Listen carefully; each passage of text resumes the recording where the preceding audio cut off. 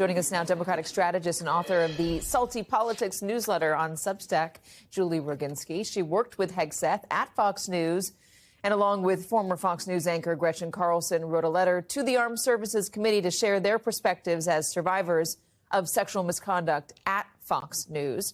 Also with us, Iraq veteran Army captain and CEO of Iraq and Afghanistan Veterans of America, Allison Jaslow, and staff writer with The Atlantic, Tom Nichols. Allison, I do want to begin with you.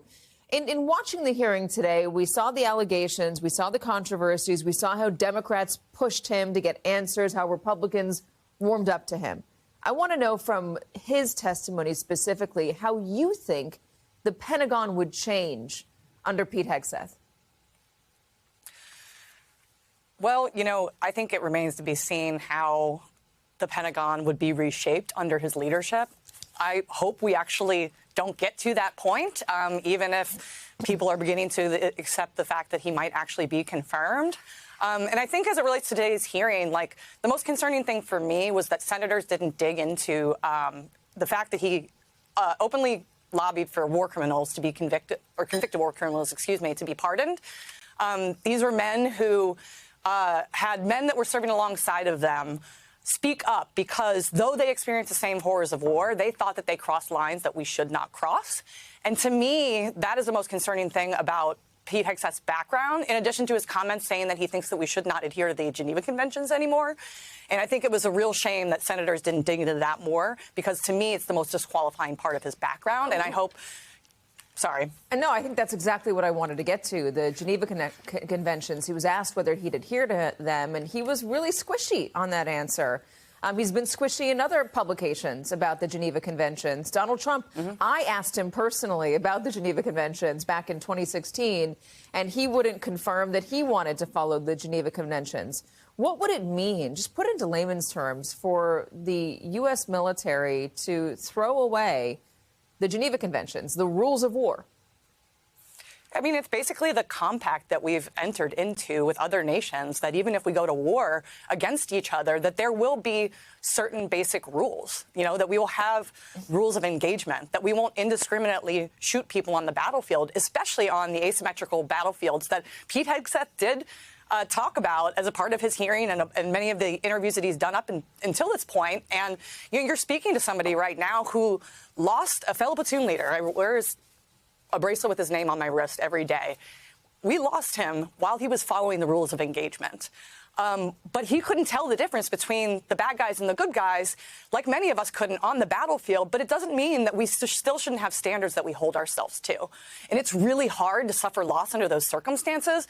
But the U.S. military holds ourselves to a higher standard for a reason. And it has everything to do with the implications, not only for our national security, but we don't want our men and women in uniform who are fighting for us to be more vulnerable than they already are on the battlefield. And that's what it comes down to. Tom, in your career, you focused on national affairs, national security issues. You were a professor at the Naval College. Tell me how Pete Hegseth's testimony to you suggested the Pentagon might change. A couple of things. First of all, Pete Hegseth, in some of the more pointed questioning about his qualifications, Pete Hegseth made it clear that he would have no idea what he's doing as Secretary of Defense, which means one thing you would expect to see in a Pete Hegseth-run Defense Department is that a whole bunch of people, undersecretaries, assistant secretaries, the deputy secretary, all these other people would basically be running the Pentagon without very much guidance, because as far as Pete Hegseth's concerned, DEI programs are the enemy and everything else. There wasn't much substance here to find out what he actually would care about in the rest of his management of the Defense Department. So one thing you'd have is a lot of chaos, because when you have a weak, unqualified Secretary of Defense, the Pentagon and the Defense Department's huge. It's several fiefdoms, and it's like it's 3 million people, all of whom are in different departments within that department. And he would spend his time going on TV and doing what he did today at this hearing, railing and giving these little mini Fox speeches about, the war fighters and lethality and woke weakness and all that stuff, while other people would run the place. One thing I want to raise about this, about even suggesting that the United States wouldn't follow the Geneva Conventions, and I think Allison's point is exactly right. That's not who we are. That's not the kind of military we are. It's not the kind of country we are. But there's a very practical point. Once you say that, other nations will say, great, we don't have to follow them either. We'll just, we'll treat your prisoners we'll just execute them if we want. We can torture your guys. We can do all kinds of bad things, as has happened in the past. But the right answer to that is not to say, well, war is different now, so let's just trash all these rules. There was a lot of that macho posturing, and I think that's what you'd see in a Hegseth Pentagon. A lot of these kinds of statements about, well, we're too tough to follow the Geneva Conventions, and we don't have any of this wokeness. I think it would be. I think you got a glimpse today of what it would look like, and it would be a mess. I feel like we got a little bit of color from Hegseth on some cultural things at the Pentagon, but also on changes in posture. And if you couple that with Donald Trump's own positions that he's held in the past, I think we could see some changes. We're talking about the Geneva Conventions, yes. NATO came up today. He was squishy on staying within NATO. Ukraine and Russia came up only because the senator asked him about it. It was not in his opening statement. His opening statement only referenced China in terms of threats. So what might that mean, coupled with Donald Trump's own positioning toward Russia and Ukraine about what Americans would be doing and what sort of support we would be continuing to give to Ukraine.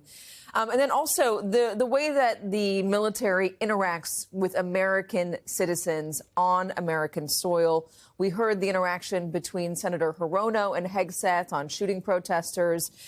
Senator Slotkin, brand new senator from Michigan, just won in November, formerly a congresswoman, asked him about that as well and referenced the past Defense Secretary Mark Esper, who served under Donald Trump, who refused to follow that order. Let's listen.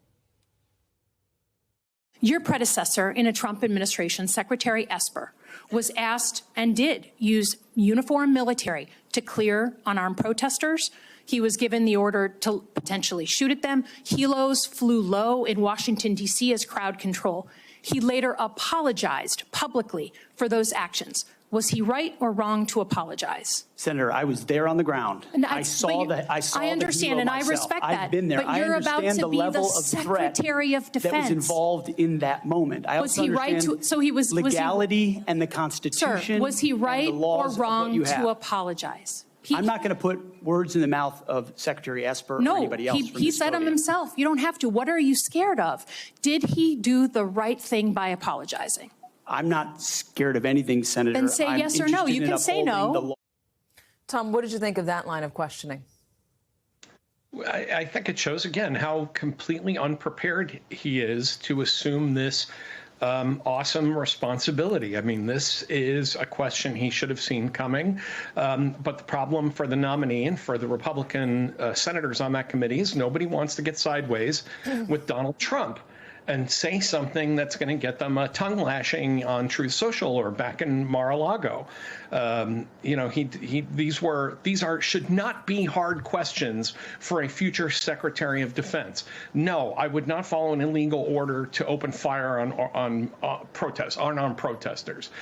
Yes, I thought Secretary Esper did the right thing. Or, as Senator Slotkin said, or say no. No, I think it was a bad idea for Esper to apologize. The problem is he just needs to kind of get through this, and I think that's what you saw. There's kind of playing defense. Just get through it, get 51 senators, and then go occupy the E-ring as long as until the day Donald Trump fires you by tweet.